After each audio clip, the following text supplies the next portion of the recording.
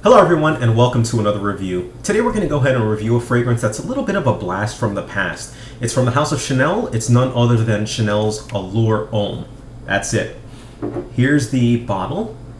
It's very simple. The bottle colorway really resembles the juice. It just says Allure Homme and then it says Chanel at the bottom here. Very simple design. It's got your classic, Chanel signal at the top of it, and there really isn't much else to say. It's got a little bit of info at the bottom, and that's about it.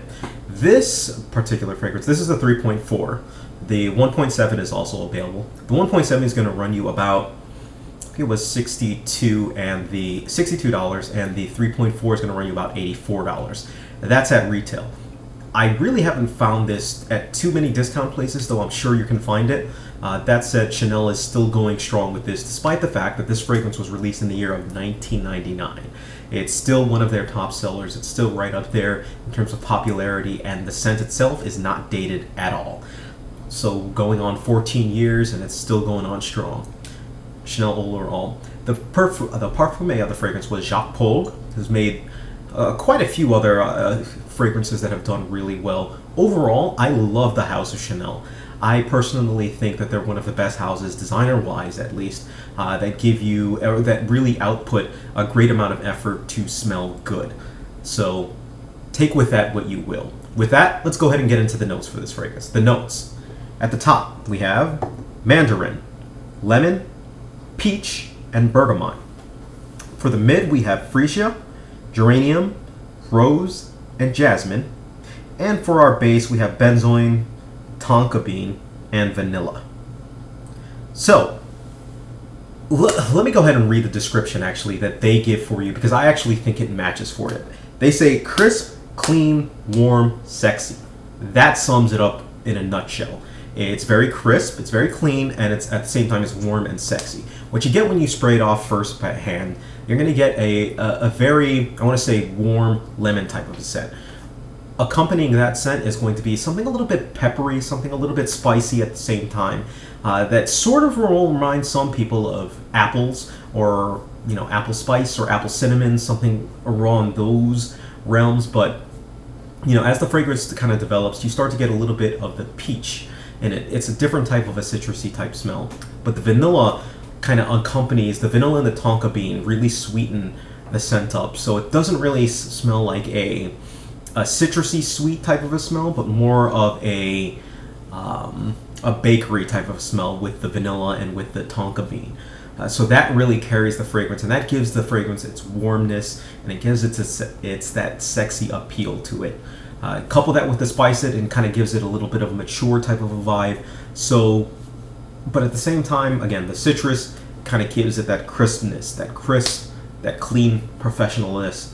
And the warm, sexy part comes from the vanilla, the tonka, and some of the other notes in it. So overall, that really is the impression that you get from it. It's not a dated scent. It's not an old scent. If you wanted a couple of scents to compare it to, I would compare it to L'Homme from Yves Saint Laurent, or Boss Bottled's Boss Number 6. Those two are similar scents and kind of give off a similar vein to it. They don't smell exactly alike. But it would give me a run for money if you kind of started to pit all three against one another to see which one is which. But they all have that same type of vibe, so that's kind of what you can expect from it. Spray wise, I go about 3 to 4 sprays for this fragrance. It is one of those fragrances that may give you a little bit of a headache if you go more than that. But at the same time, it is one of those fragrances that benefits if you kind of put more on. The performance seems to last a little bit better. Performance-wise, I get generally anywhere between 6 and 10 hours. 6 on the lower side, 10 on. Even when it fades away and the fragrance kind of fades away from it, it still maintains this really beautiful dry down that even though other people can't smell after the 6 to 10 hours, you can smell it on you and it just smells divine. Absolutely fantastic. Can't really say enough about that. Season-wise, I prefer to wear this one in the fall. In the winter, when it starts to get a little bit colder, I have found that it can get a little bit cloying if you tend to wear it during the summer or during hot months. But, if you can make it work, feel free, go ahead. Go nuts. But absolutely fantastic. It's highly versatile. You can wear it to work. You can wear it on a date. You can pretty much wear it casually. You can pretty much wear it almost anywhere that I can think of that you can, pull this one off. Age group, because of the little bit of a mature vibe to it, I generally tend to say anyone 18 plus can go ahead and wear it. If you're a high schooler and you're a mature guy, feel free to pull it off. And again, these are all just general recommendations. If you feel the need to wear it, go nuts. Who am I to say, right? So that said, let's.